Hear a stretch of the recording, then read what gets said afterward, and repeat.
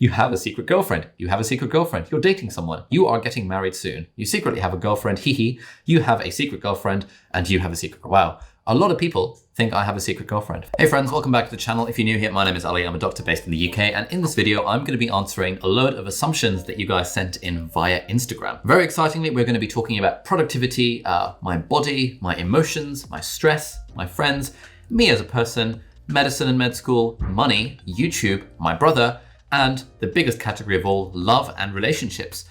And actually, the love and relationships category seemed to have about 80% of the different things people wanted me to react to. And so I'm going to be showing the assumptions and then explaining whether they're true or whether they're not. This is going to be fun. This video is also going to be completely not very valuable if you're watching it and you're looking to learn something, maybe to help you in life to be healthier, happier, or more productive, which is normally what we're about on this channel. So if you're interested in anything actually useful, please go watch anything by Matt D'Avella or Thomas Frank or Peter McKinnon, or there's a long list of YouTubers that you can watch actually useful stuff from. This is a very self-indulgent video where I just talk about assumptions because I'm running out of content ideas. All right, let's start with the productivity themed assumptions. And the first one is from aboli02, who says, there are days where you just don't want to do anything but be in bed for the entire day. Not really. I don't think I've ever had a day like that where I just want to lie in bed for the whole day. Usually I want to be doing something or another. And the most I'll usually lie in bed in the mornings doing absolutely nothing and being a total waste man is about an hour. So next we have Ankita Kapoor, who says, you secretly enjoy procrastinating. I don't know. I don't think I secretly enjoy it, I just enjoy it. I think we all enjoy procrastinating. I like to think of my procrastination as being productive procrastination. And actually, a little piece of life advice here. Something that I found helpful this year is when I'm procrastinating, like if I'm just on the sofa and scrolling through Instagram or something, you know, I'll catch myself and then I'll ask myself, what do I want to be doing right now? And if the answer is not scrolling through Instagram, then I will just get up and do the thing. Often it's like if I'm procrastinating, then I'm just kind of going through Instagram completely pointlessly, and I'd actually rather be in bed listening to an audiobook or reading a book or even having a bath or even just sitting on the computer or even playing PlayStation, but I end up scrolling through Instagram. So I do secretly enjoy procrastinating, but I also try and be mindful of what I'm doing when I'm procrastinating. Next, from Emily03 Campbell, you disregard your emotions as acknowledging them would be unproductive. I feel like I do acknowledge my emotions, especially if I'm having something like disappointment or anger or fear or doubt or anything that even borders on being a negative emotion. I acknowledge them and then I figure out why that emotion came about. And then I decide, do I want to continue feeling that emotion or do I want to not feel that emotion? And if I don't want to continue feeling it, then I will kind of rationalize it away. And then usually I'll discuss that particular emotion with my brother on our weekly podcast called Not Overthinking, which you can check out with the link in the video description. Next, we've got a few around the idea of sleep. So Sarah Nichols, other YouTuber, says, you never sleep because sleep is for the weak. Homera says you don't sleep at all. Kiara says you find it difficult to allow yourself to relax. With Kauzia says you don't take a day off. Avani says you work in your free time.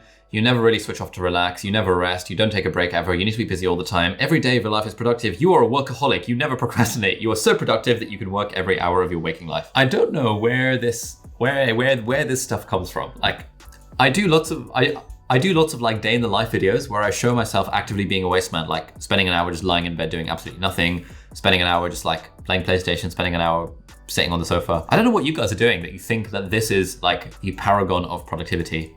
I sleep very well, thank you for asking. I sleep like 7 to 9 hours a day, normally on average about 8 hours a day these days that I'm unemployed.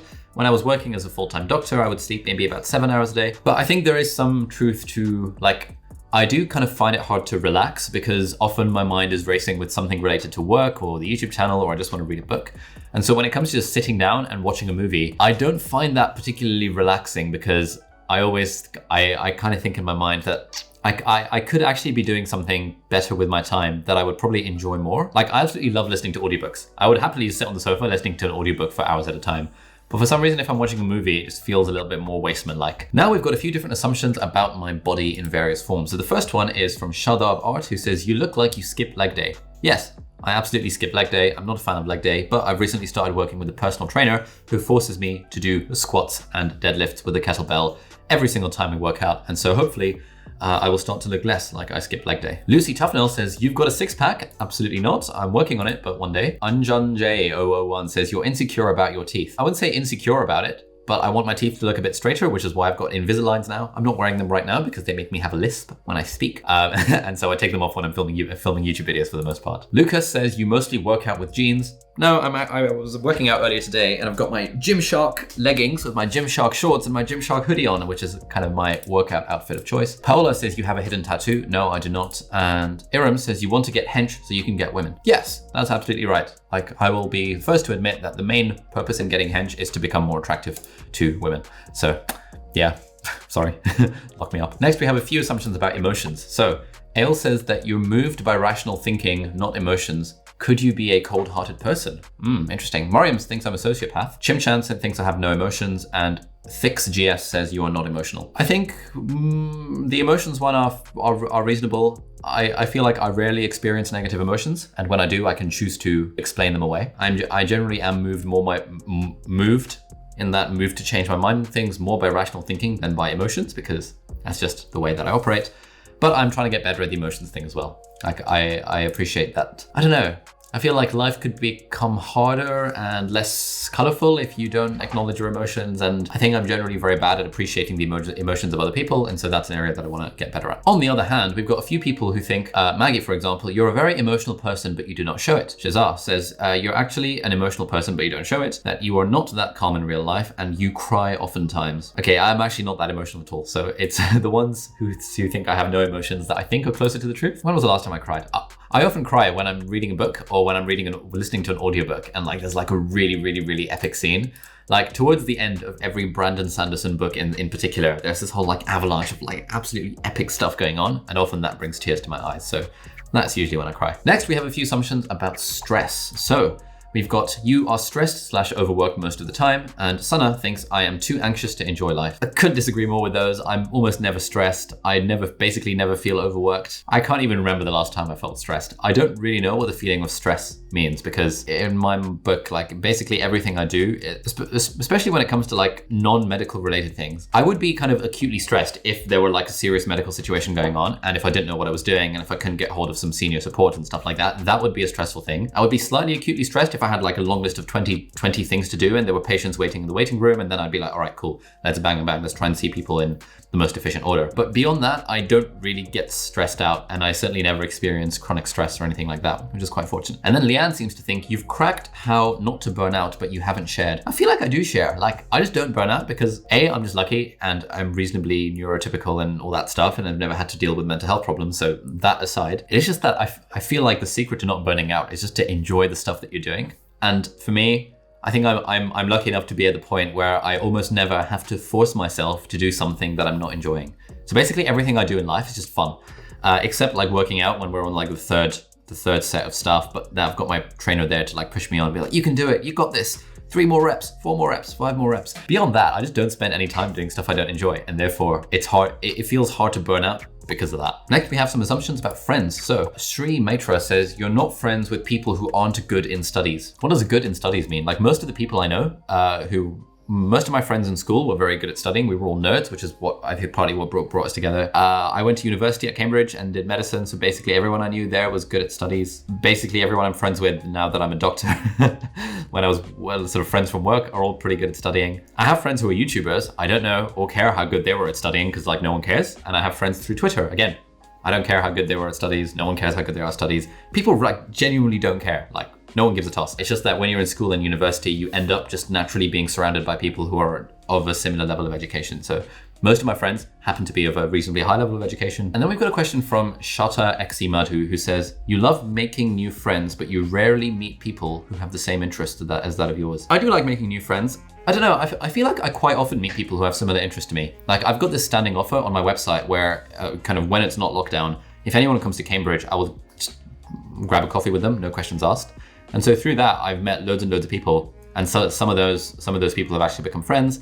And the sorts of people who would come and hang out with me in Cambridge are by default the sorts of people who would have the same interests as me in various different domains. I've also become friends with a lot of other creators through YouTube and Twitter and Instagram over the past few years. And whatever their other interests, the fact that we're all creators of some sort like ties us together in like a really nice way. And so it feels like we have a lot more shared interests, even if maybe they're not into sort of productive note-taking as much as I am. A load of assumptions now about me as a person. So the first one is from Bluck1888, who says that you're lonely. No, I don't feel lonely at all. We've got Rad Komuda, who says, you're a snob, skipping the negative connotations around the term. What does a snob mean? Let's define snob. A person with exaggerated respect for high social position or wealth, who seeks to associate with social superiors and looks down on those regarded as socially inferior. I feel like I don't have an exaggerated respect for people in superior positions or people who are wealthy. And I feel like I don't really seek to associate with people as such. Maybe I did back in the day where I would have been like, I would have wanted to be friends with someone who's like successful. I don't know if even back in the day, I don't really think I cared about that sort of stuff. And looks down on those regarded as socially inferior. I like to think that I don't really look down on anyone. I feel like I'm just like generally very selfish and don't really think about other people. So like, you know, even if we accept the problematic framing of this as like socially inferior and socially superior, if I came across someone who was socially inferior or came across someone who was socially superior, I just wouldn't really think about them unless I'm actively interacting with them. I wouldn't think about them enough to look up to them or look down on them or anything like that. So I'm not quite sure what snob means outside of that context. P. Pierre, 1984, says, you're very judgmental even though you don't mean to be. Again, what does judgmental mean? Like, I feel like I don't really make judgments on other people. Like, I joke that people who use Android and Windows devices are heathens. That's clearly a joke. Am I judgmental? I don't think I am. I just don't think about people in that way. Like, if someone's doing something, then, you know, you do you. I honestly could not give less of a toss about what you're doing with your life. And I wouldn't even think to judge you for doing that. Like, if you're doing something that actively hurts other people, then obviously I'm going to judge you for that. But I don't think that's what the word judgmental means. Let's define this. Define judgmental. Having or displaying an overly critical point of view. I don't really think I'm that critical at all. Like, you can do what you want. I'm fairly judgmental towards myself and think I'm a wasteman a lot of the time. But if someone else wants to be a wasteman, that is entirely their prerogative. And then Almond says, you are a show-off in real life. Am I a show-off in real life? I feel like we're all show-offs in real life to an extent. We are all playing some kind of social status-seeking game with other people. Some of us signal our social status and our identity and all these things by, I don't know, doing things like wearing an Apple Watch or wearing a Gymshark hoodie or like talking in a certain way or acting in a certain way. Like we're all signaling status in one way or another. And the traditional way that people think that people signal status is, oh, you've got a Gucci belt or Gucci trousers, therefore you are signaling social status. But like we're all doing it in one way or another. So I don't like to think that I'm a show-off in real life. Most of my friends probably wouldn't say that I'm a show-off in real life, unless I'm doing it for banter, like self-aggrandizing humor is occasionally funny. But interesting assumption. Next, we've got Hussein, who says, despite all your success, you still seem to lack purpose and true happiness. What does true happiness mean? I would define as like happiness is like this mixture of kind of pleasure in the moment and contentment in the long term. I think I have a lot of fun in the moment, and I also think I'm reasonably content long term. So I think I am truly happy, whatever that means. You still seem to lack purpose. Yeah, I think that's fair to say. I don't really have a North Star, compass, purpose, meaning raison d'etre, reason for me to be on this world. I've started thinking a lot more about that than I did in the past, but I don't think I really have a sort of fundamental purpose. So maybe that means I do lack purpose, but I would disagree that I lack true happiness. And yeah, Nabil says, you still haven't found the purpose of your life. I agree. Some people say that, well, this whole idea that every life is supposed to have one singular purpose is a total myth. And actually, we're all just trying to make meaning in our lives in our own different ways. And I think I broadly agree with that kind of viewpoint. Next, we have Gujral, who says, you get irritated by slow people. For example, slow conversations in real life where you can't fast forward the thing. No, I actually don't mind it when people speak slowly in real life. It feels very natural. I mind it when people speak slowly in podcasts and in videos because, well, then I can speed it up. But in real life, I'm more than happy for people to speak slowly. It's all good. Niaden says, you enjoy helping others better themselves. I enjoy helping others. And if they think that helps them better themselves, then that's great. But I would also enjoy helping others do something that, I don't know, something totally wasteman-like. I just feel like helping others is just generally fun. There's a nice phrase I like called hedonic like servantism or something like that, where by helping others, you also recognize that you're actually making your own self feel good. And so at any given crossroads, something I sometimes like to think is, okay, what is the option here that would help the most people? And I know that that's the option that's going to make me feel the best as well. So occasionally I will choose that that path as well. Rich says, you don't put much care into appearances. For example, nice clothes, shoes, and hair products, etc. Broadly agree with that. Don't really care about, I care about wearing nice clothes, but I don't really care about overthinking it. I care about wearing nice shoes, as long as they're comfortable and look reasonably okay, but I don't overthink it. Hair products, I don't use hair products. Maybe I should use hair products. Maybe that would make my hair look a little bit better rather than this absolute mess. But yeah, broadly, I don't really care about those. Fu Pew says, you're a great listener. Thank you. I agree. I think I'm a pretty good listener. And, oh, we've got a load of people giving comments about how tall they think I am. Sharos says you're 6'2". Louis says tall AF. Remy says, I assume you're 6 foot tall. User 321307 says you're 5'11", but claim to be 6 foot. So this depends. If I'm barefoot, then I'm about 5'11.5". But if I'm wearing shoes, then that goes up to 6 foot. And so obviously in all my dating profiles, I round it up to 6 foot because I think, yeah, 6 foot when you're wearing shoes, I think that's entirely reasonable. All right, a few more. So Lamia says you are kind. Dougal Lewis says you're a giver, i.e. compassionate with skills, generous and naturally kind. You deserve a super partner. Thank you. Priyan Kam says you're extremely nice. Maliha says you are super intelligent and a very kind soul. Thank you. That's all very kind. I think I am pretty kind. I'm maybe not kind to myself sometimes. I'm maybe not kind to my immediate friends and family sometimes, but I think I'm generally kind to like strangers and people I know less well. And I like to think that I'm relatively generous and stuff. Yeah. But I could be kinder to the kind of immediate people around me. Ed Parker says, you feel strongly defined by your intelligence/career status. I felt like when I quit my job as a doctor temporarily, I did lose some sense of identity as being a doctor, but like, I suppose that's career status.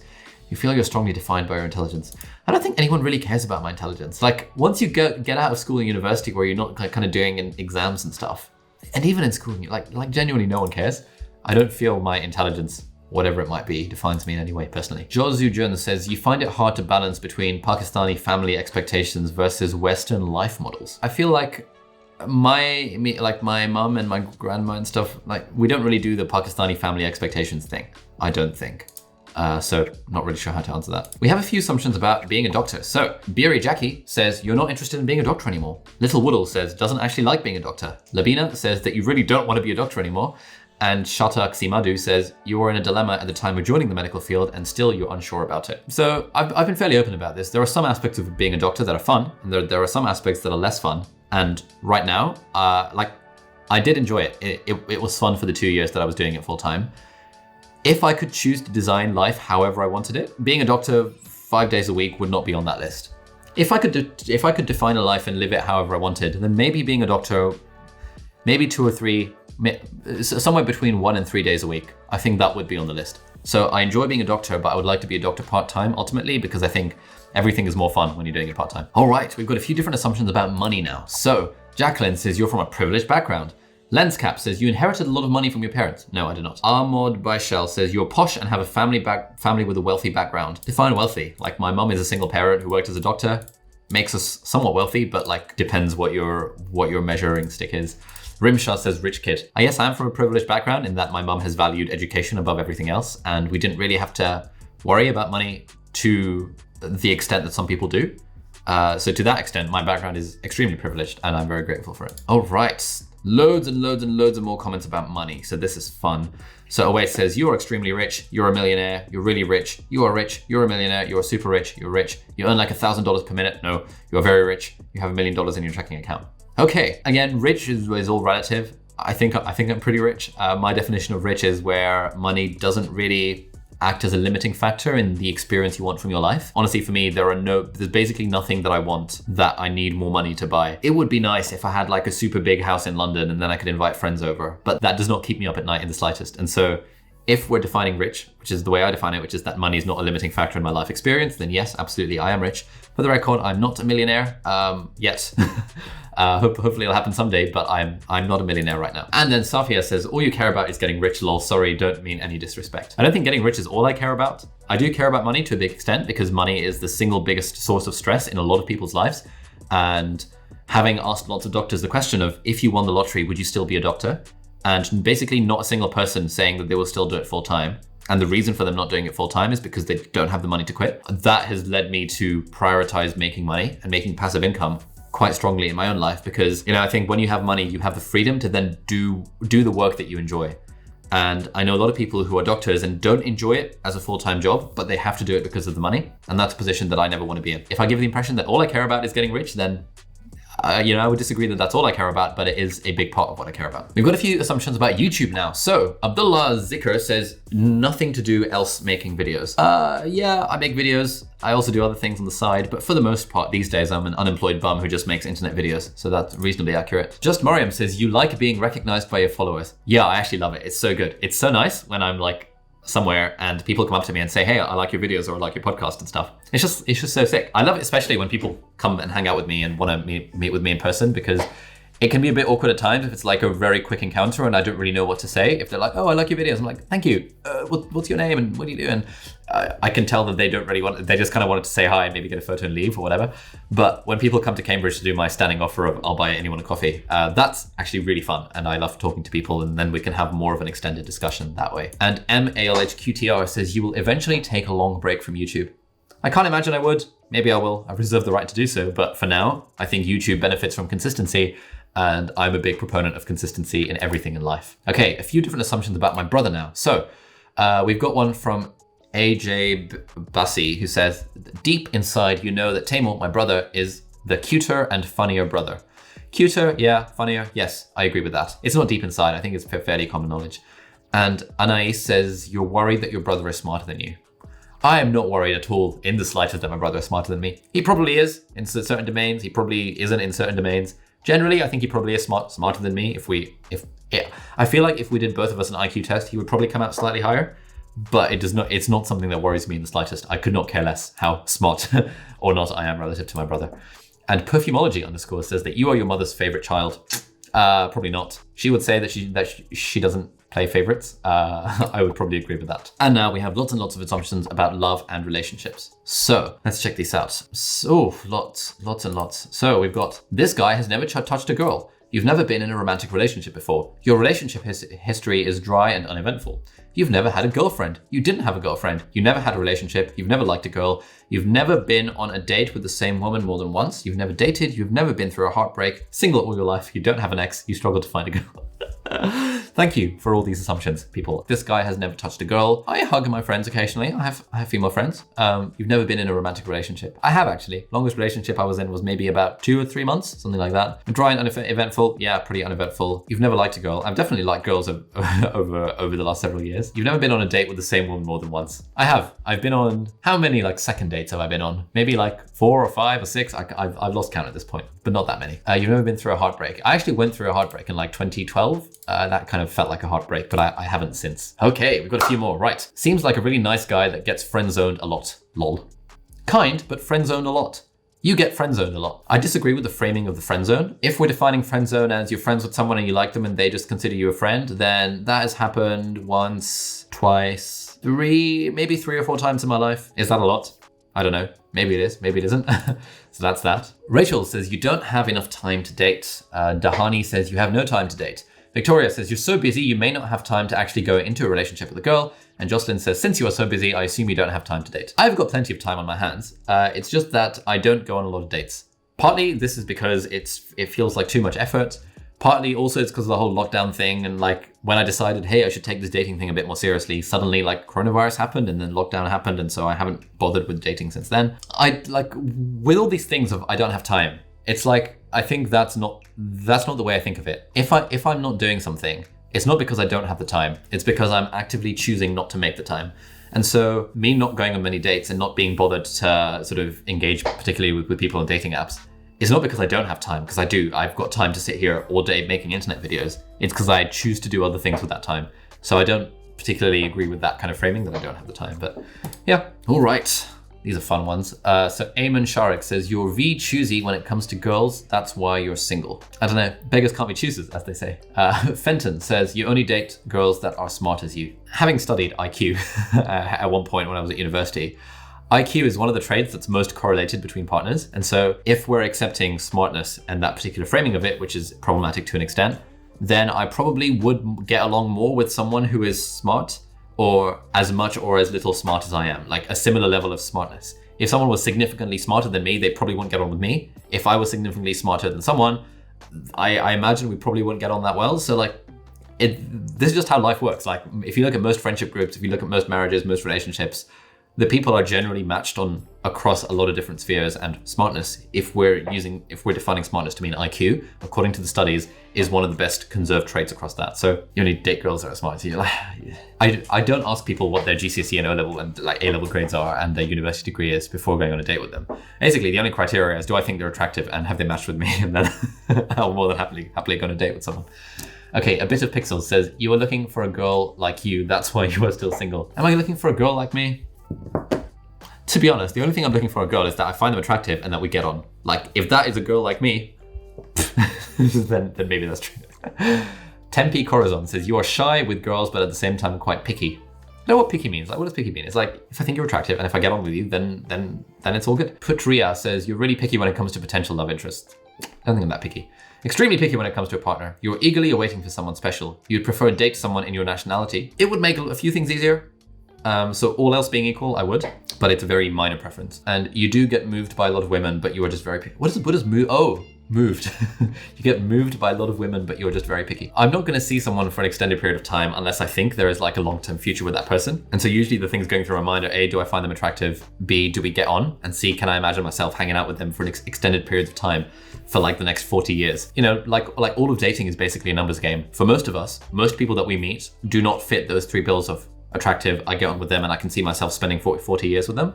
And so that leads to all of us in the dating game, in the relationship market, being picky about partners. Rosario says, you actually get many girls sliding in your DMs, but you just reject them all. Honestly, I don't even see a lot of my DMs because they just come in way too fast and too quickly, and so I don't notice them. If you do want to seriously get in touch with me, then email marriage@aliabdaal.com and please send a photo, because if you just tell me about you, then like, come on. it's not gonna work. Denise FRRS says, you get a ton of DMs from female subscribers wishing to date you. I wouldn't know. I don't check my DMs. Like, there's just too many to check. Email me if you actually want to date me. Cardi Bree says, you have a lot of dating options, but signal that you don't. I've got a few. I think I've got like 35 likes on Hinge right now. 25 likes on Hinge right now. God, I overestimated my importance.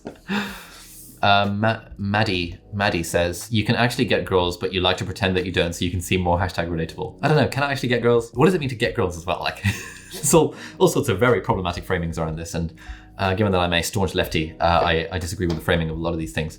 Rayan Huck says, you smell like flowers and women love it. I don't know. To be honest, I just get perfume recommendations from my friend Omar, who runs a YouTube channel called School of Scents. Link in the video description. He tells me what perfume to get. So does it smell like flowers? I don't know.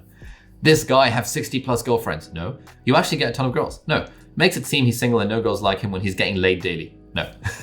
Thank you for that assumption, for whatever that's worth. Okay, a few different assumptions about romance. So S. Sylvie says, you are romantic. And Charlotte Hunter says, you love to spoil your significant other and are a genuinely lovely guy. I don't really have a significant other. I wouldn't be keen on spoiling them if that were the case. Romantic? I think I'm reasonably romantic. Okay. Tussar Alini says, look for character in a woman first and only then judge if you're attracted. No. I first judge if I'm attracted to them and then I look for character and personality and match and whether we get on. Maybe that's a bad way of going about it, but to be honest, most of the girls I meet or I see these days are on dating apps where actually it's very difficult to get to know someone's character through a profile on a dating app, and a lot easier to see it make a snap decision of, am I attracted to this person? And so for me, kind of the looks, am I attracted to you, comes first, and then the personality thing comes secondarily. That's probably bad. I probably should try and change that mode of thinking, but it is what it is now. Story of Val. You find girls who are into productivity more likable / hot. I don't think I find them more hot if they're into productivity. More likable, if they're into productivity, we'd probably get on a bit better because I'm into productivity and therefore I'd probably like them a bit more. So that's fair to say. Tons and tons of comments about, so let's see, you have a love interest, you found a girl using Mismatch, you have a secret girlfriend, you're in a relationship but pretend to be single to fit your nerdy loner workaholic vibe. Wow. You have a secret girlfriend, you're dating someone, you are getting married soon, you secretly have a girlfriend, you have a secret girlfriend and you have a secret, wow. A lot of people think I have a secret girlfriend. For the record, I do not have a secret girlfriend. That's all there is to say on that front. Vinita says you're moving to America to find a wife. I'm having second thoughts about moving to America. Therefore, it is a moot point about whether, I don't know if I've used that word in the right context. It is moot whether I'm going to America to find a wife or not. I Study Biomed says you're wanting to marry a doctor. And Subbag says you'll marry a doctor. I don't know, maybe. Again, this comes down to like personality match. All else being equal, I'd be more likely to get on with someone who's a doctor than someone who is not a doctor, just because we probably have more things in common. But I certainly wouldn't say no to marrying someone who's not a doctor. Ooh, this is interesting. Udo Kafitentelman says, you are scared to be loved. And Anya says, you can be insecure around women. I think I can be reasonably insecure around women. I think all guys are insecure around attractive women to an extent, or at least women they find attractive. That's true of me as well. I think I've definitely gotten better at this over time. I can't remember the last time I felt insecure around a woman, but it would probably happen at some point. And you're scared to be loved. I don't think so. I don't think I'm scared to be loved at all. Well, for whatever that was worth, that was several assumptions about me. If you liked this video and you still at the end of this video for whatever reason, then click there. And if you haven't seen it, that is my original assumptions video, where we talk a lot more about money and about relationships, which seem to be the two most things that most people care about, which I guess makes sense. But otherwise, thank you for watching. Please do hit the subscribe button if you aren't already, and I'll see you in the next video. Bye-bye.